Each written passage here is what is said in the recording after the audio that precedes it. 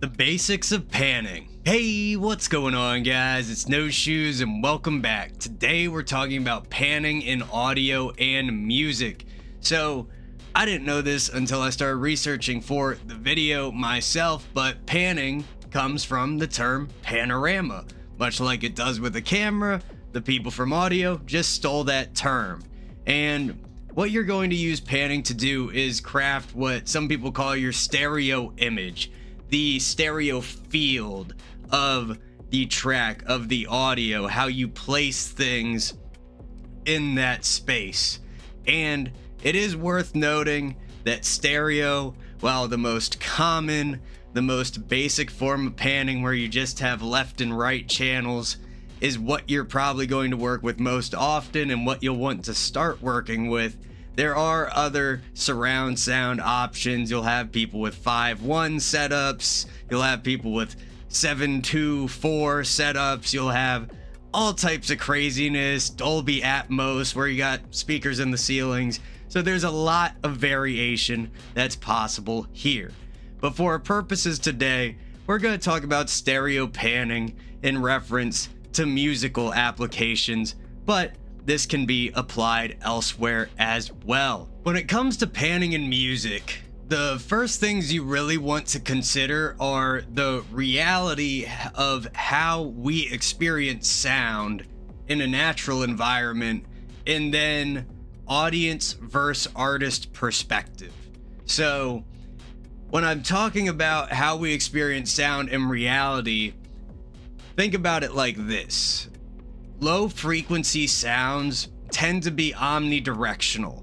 So when it comes to your bass lines or your kicks, can you pan those hard right or hard left?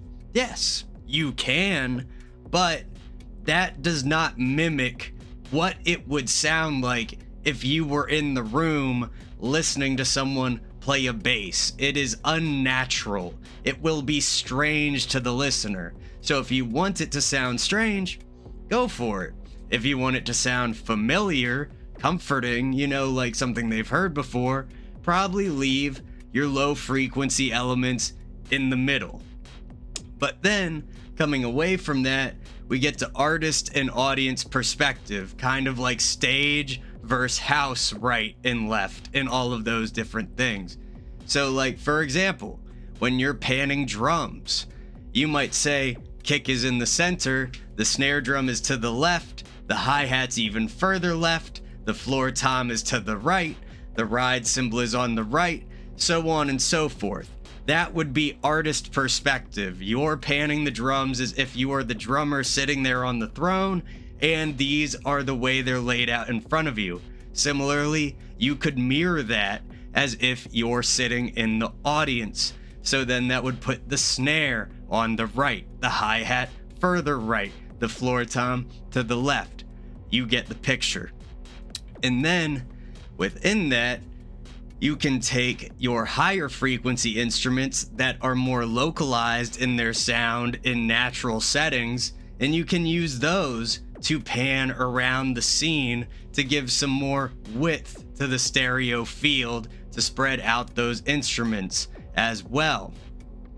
And that will be good for sometimes allowing different things to be heard or just making some space.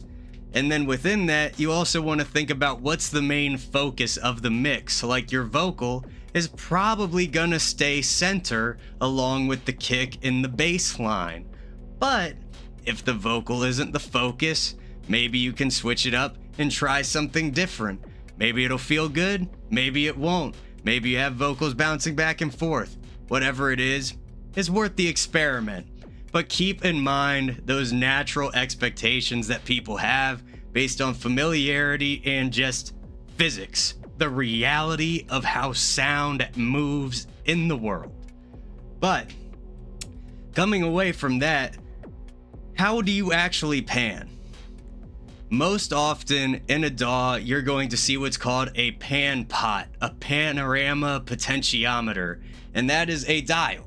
You're going to turn it, it's going to go one way for left, one way for right, straight down the middle for center.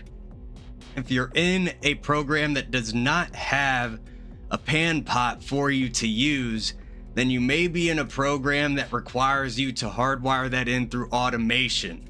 Automation, if that's something you want us to get into, we can definitely do that on another video. There's way too much to cover to put it into this, but the long story short is automation allows you to give the computer instructions that it will follow over time as your audio plays.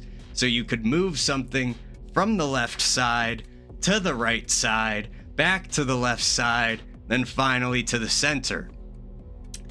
And with that movement, now we're coming towards video.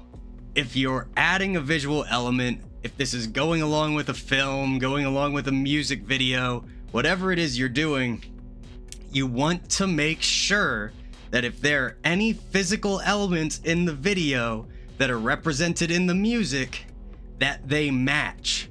Because if they do not match, your audience is going to be sitting there the whole time wondering what is happening, and the immersion is completely ruined.